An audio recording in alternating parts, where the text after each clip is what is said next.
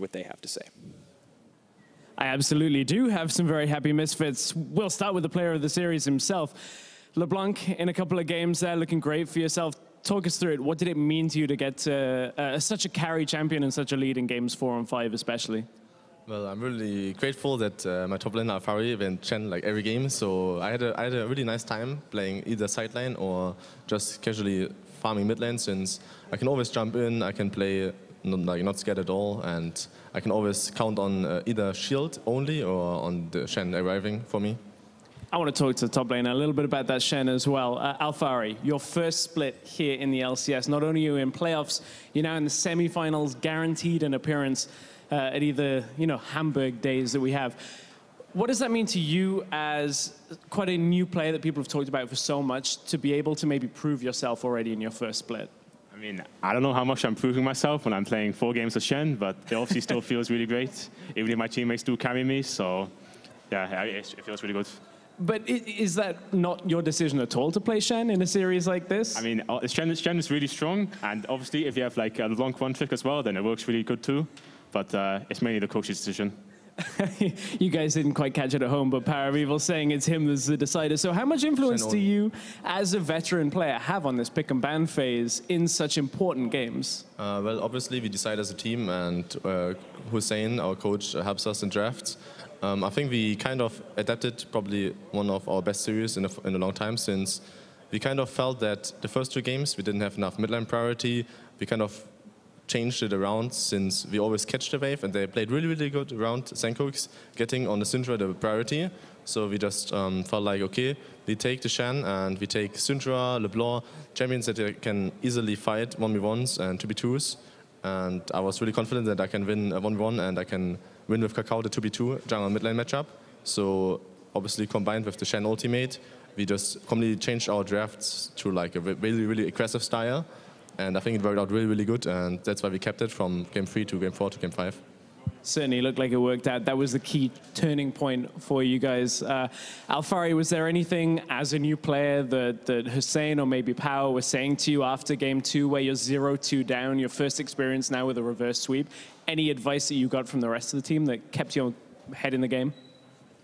No, like everyone's just taking it seriously. We know that we can still win. Like both these games were kind of close, and we just had like pretty fixable mistakes, which we just needed to execute on. So we were all feeling confident, even though we were 0-2 down.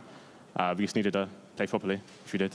Well, it all worked out well at the end of the series. Power, you looked like you wanted to add. I think it was really surprising, since even tough we have a lot of rookies. Everyone was really sure that we can still win, and like we spoke as a team, and we're like, guys, we can still win, just all try hard, and the games are close, and everyone was literally really, really positive. It's really, I would say, surprisingly for a new team and for like so many new players, and as a team just coming together, I think it was really great. Good to hear you talk about your new team. We have to talk about perhaps your first professional team, the Unicorns of Love. Now your opponents in the semi-finals. What's your thoughts going into such a big matchup against a group of friends, former teammates, former coaches? I think it's going to be a lot of fun. Against Unicorns of Love, it's always a bloodbath.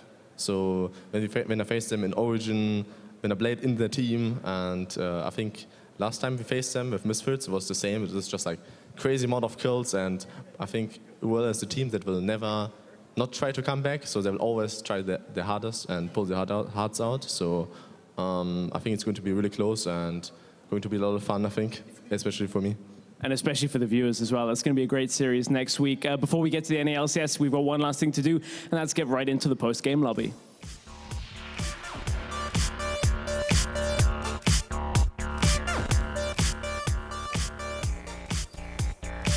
Yeah, thank you so much, Stress, and indeed welcome everybody to the post-game lobby. And as said, the NALCS is also going to kick off with Phoenix One versus Dignitas in their playoff starts. But we are going to talk a bit about our first quarterfinal we saw here. The Misfits, they came back after being 2-0 down to take the series in a reverse sweep.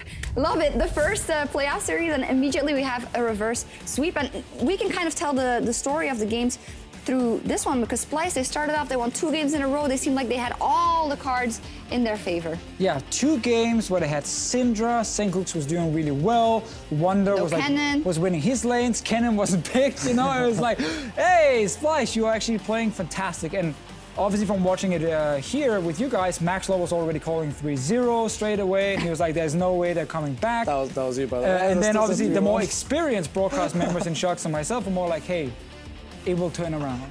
Splyce will start picking Kennen and they will lose. Right? Yeah, I guess, yeah, I learned a lot from you, the Fisher, this on the success here. No problem. We don't have to talk about the Fisher. Yeah. Let's talk about the teams at hand. Splyce, I'm not MVP? Splyce, indeed. And this is where it gets really interesting, right? Splyce is on match point, Maxor, but Misfits, as they said in the interview as well, they do something different. They choose that Kalista, that Thresh, they have the Syndra, and it all works out. Yeah, they solved the biggest problem, obstacle in the series, which was the Syndra. And they also, like, I don't know whether they knew that Kobe would be forced into playing Cannon here, but Kobe played Cannon, and it really didn't work out this series. But the Thresh Kalista really worked well in combination with the Syndra, and their drafts just got better and better throughout the series. They made small mistakes, but right here they have such a great composition, and the next game also they had an answer for Syndra, which apparently Splyce did not, so they were forced into picking Syndra. And it just turned into the PoE show, the really. PoE popped off. Unbelievable. I mean, insane to watch him play LeBlanc in this series here, the last 2 games. Completely carried the game 4 and 1v9 game 5. Like, he was roaming, he was getting kills, top lane, bot lane, everywhere. He just sacrificed a few CS a few times, and that was it. It was full Jaden Smith. You can't lose lane if you're not in lane. You definitely can't. But you can definitely win the game without being in lane, because that's what he showed. And I think, again, Power of Evil, he's such an interesting character because he's now been in the EU LCS for quite a few years. And I think still a lot of people maybe they don't 100% know what kind of player he is, or he's And let's be honest here, even us last year and even in the beginning of this, but we were wondering, is he going to show up? What does he have in the tank? And it just shows how, and this is what Hussein also talked about, just they have everything in place to have a long-lasting kind of project with the Misfits. The original Power of Evil and Unicorns of Love, where he was set up to carry, played games like this when it really mattered. That was why Unicorns of Love back then in 2015 made it all the way to the final, you know, with him as the main carry. The last 2 games, he took that role again. They trusted him with the LeBlanc pick, that Shen ulti to support him. Alfari had to admit it wasn't his pick, you know, but the coach was like, just pick Shen.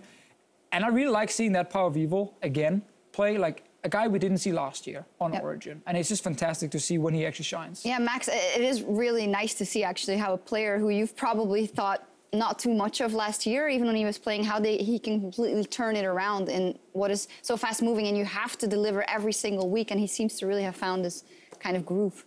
Yeah, he definitely, this series has shown up, let's say, like the past few weeks in LCS, he was slacking a bit, like he picked Vladimir and it didn't go well and stuff like this, but now I guess when it really matters, practice time is over, warm-up is over, let's try hard, and I guess Power of Evil delivered at the end of the day. Definitely. We talk a lot about Power of Evil. Obviously, you mentioned Alfari, and everyone kind of pulled their weight. And I think as a team, they came together and they turned it around. And let's take a look at, if we take a step back, at both teams and kind of what was possibly to lose and to gain here. If we look at the side of Misfits, they said, well, we want to get top 4. But on the other hand, we also had the thought of like, hey, they are a challenger team. This is their first split. So if they don't make that top 4, so be it. But on the side of Splyce, this is a Worlds team, yes, the results there, whatever. This is a finalist of Summer, who I think are going to take this loss very, very hard, and definitely the manner in which. Yes, when you're 2-0 up in a series, you feel like everything is working. You go into game 3, you lose. It's a hiccup, don't worry, guys. We can bounce back. You lose the next one, and then we saw the player cams. Like, the players were just kind of not choking or tilting specifically, but like they were down. They were so far down whenever they fell behind, and it really sucks to be Splyce, because I think in many ways people are now going to say, yeah, Splyce are just showing how weak EU LCS were last split. That's why they made Worlds, seeing as they can't perform this split. But I think it's different. I think Splyce was a really good team last split. I think they're still having some good moments here and there this split, but I think they actually look just overall weaker. There have been some issues internally they obviously need to work through, and that's probably what they need to use the off-season for, because it is a more competitive split, but Splyce is also playing worse than they did last spring. And let's not forget, they were in the promotion tournament at the end of spring last year, right? And they still found their way back on the up, so maybe that's something that they can hang on to. I do have to say, if we had a stubbornness trophy for coaches, which belonged to Prolly after not banning Gnar in game 5 of the Gauntlet last year, it is damn well going to the coach or the team or whoever made the decision, I think, to tunnel on that Kennen so much, or is that a bit too harsh? I think it's definitely, there's no one person to blame. it's a team thing. Like, you should know that if your AD carry picks Kennen, or just generally see throughout the series that Kennen is kind of useless, you should say, okay, guys, let's not pick Kennen. Maybe it was a scrim champ, but on stage, it's clearly not working out. And someone should have just said it without any hard feelings, and they should have just stopped playing that champ, play what they normally play, like the Ezreal in the game earlier. Even the Lucian in this game looked pretty good. Just play something normal for Kobe, because he is a good AD carry. He can carry, and yeah, if they did this earlier without losing those games earlier on Kennen, they would have won the series probably. Yeah, I love the Lucian point. We saw it in the last game here. Actually, some really sick moves from Kobe. Early game also getting early kills. His team fights were pretty good. So it's kind of odd that he was just plugged into this champion, because Kennen lost lane in every game. Now, obviously, that is also due to support picks, but also giving over S-tier picks like Varus, Lulu, which is obviously a very, very strong lane that's hard to play against. And that's where, in some way, it felt like Splyce didn't really respect what the Misfits bot lane could do if they had a winning matchup. Yeah. And I think that's a massive strength and positive for Misfits, is that they won this series without Kakao having to really shine. Kakao didn't have to make big plays. We talked about this coming into it with the Lee Sin. It was banned in every game. So if he can't or not, we don't know, but he didn't have to. He didn't really have to. It was power Vivo, it was the bot lane, and it was good Shen play from Alphari. Those were the main reasons Misfits actually bounced back and won, and not a 1v9 situation for Kakao. And that is what makes me very hopeful about the run that Misfits could go on. Let's take a look, because after that win, their next challenge on the road to finals has been locked in. The Misfits are for sure going to be going up against the Unicorns of Love, and that means that the winner of H2K and Fnatic is going to be going up against G2. And first up about that Misfits Unicorns of Love series, without going too deep into the micro of it, when we look at Misfits, they said for themselves, if it's true or not, we want top 4 at least. They have it. Plus, they have showed that they can turn around an 0-2, put it all on the line, and come back and win 3-2 against Splyce, who, in your eyes, were the stronger team in this matchup. I feel like they can be unleashed now, and they can show us a lot in the playoffs going forward. This series definitely showed the, let's say, mental strength of Misfits, as well as the attitude they have. Some teams might get triggered or be down after losing 2-0, but they seem to keep it together. They didn't think the first game was a fluke. They kept the upswing and they won at the end of the day. So I think mentality-wise against Unicorns, if they go 0-2 down, it's not going to affect them. It's purely going to be based on how they play. Yeah, and also just a sign on the wall, Splyce, after losing even that one game, they looked absolutely destroyed. Completely. And then after losing that second one, I don't think I've ever seen them that way in between games. So yeah, definitely something for them to work on, and great for the Misfits, but there's still one more semi-final spot up for grabs. Fnatic and H2K, they are ready to fight for that last ticket to Hamburg. Our broadcast tomorrow begins at 5 p.m. Central European Summer Time. Don't be late for that, because they now know that they get to go up against G2 if they win. So yay. Great, awesome. Exactly what you want. H2K's own fault, obviously, for the last few weeks, their performance. Great. Fnatic are just happy to be in playoffs. They don't care who they face in the semi-final, as long as they make a semi-final. Kennen every game. Just, pick... Kennen is so banned tomorrow. Yeah, it will be. Because Reckless is allowed to play Kennen, everyone. We're not saying Reckless is not allowed to play Kennen. No one else. Just Reckless. Yeah, we're not going to go just yet, so I want to get your quick thoughts on that quarterfinal tomorrow. Maxlor, H2K, obviously the last couple of weeks not in prime form, but they at least beat Splyce last week, so hey. And then Fnatic, obviously, sadly for you guys, making it and showing kind of the power to power through and get to that quarterfinal. So how do you think it's going to play out? Sorry, I'm a bit... It's fine. I think H2K on 9, maybe 7 or 8 out of 10 times will win, but it could be tomorrow Fnatic's time to shine. They could bring out off-meta picks like Kayle, or off-meta strategies that people just aren't used to, like the Kennen, which Splyce tried to replicate, however it didn't work. They could bring out the Kennen, different AD carry pick, Fiddlestick support. I think Fnatic, if they play their own style and with their niche picks and not stick to the meta, they could actually win against H2K. Oh, I don't think I've heard that from a lot of people going into this one. Yeah, I'm concerned for Fnatic going into that series, because I think Fnatic have now shown a lot of their comfort picks, and their draft is based around comfort. That's why you see a first rotation literally just going Shen, Lee Sin, Kennen. Yeah.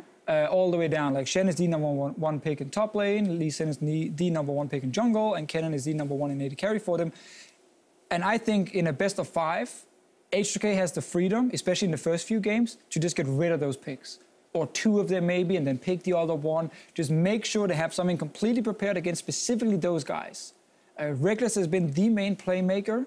H2K has had now a week to watch the VODs. study the pick and ban phase, and come up with a plan. And I think Fnatic's style was the correct one coming into, you know, the last 2 weeks of LCS. They needed something. They didn't win as a team. They needed to just play like this individual skirmish style, a lot punish mistakes. I respect that. I just do not think it's enough to beat H2K because it relies too much on comfort picks that can be banned. Yeah, that's a great point because H2K has the comfort to have a lot of picks that they can craft their plan around, and they've known what Fnatic's done. They can play everything. But Fnatic has not necessarily got other pages in their playbook as far as picks go. Maybe they showed him. Yeah. And that's the cool thing, you know. We can sit here and say draft should be in favor of H2K, then Fnatic comes in with some prepared strategies and they might surprise everyone, and they take a few wins. Yeah. How do you think, you said that there is a bigger chance than we think for Fnatic, so what is kind of your main in for them in the series tomorrow? Or a player that you're looking at? I think it's mainly to do with draft between H2K and Fnatic. There are clear weaknesses in some of Fnatic's players in their champ pools, but they have they've had a week to fix on that, so maybe it will change. I definitely think that it's really like a reckless show, let's say, if he's able to pull out on one of these 1-3-1 champs like Lucian and Kennen. I was about to say reckless for Kennen, but yeah, Lucian and Kennen. That he can kind of just style on kids on the side lane. And he's a smart player, so he definitely knows how to carry in that sense. But most probably H2K will win. All right, well, we will see what happens tomorrow. Maxor, thank you so much for joining us today with your great analysis for the full 5 games. Thank you, Martin, as well. We had a great first quarter final, but that will do it from us here in Berlin. Thank you guys so much for watching. There's a lot more playoff action to come as we continue down the road to Hamburg and the Spring Championship. Good night.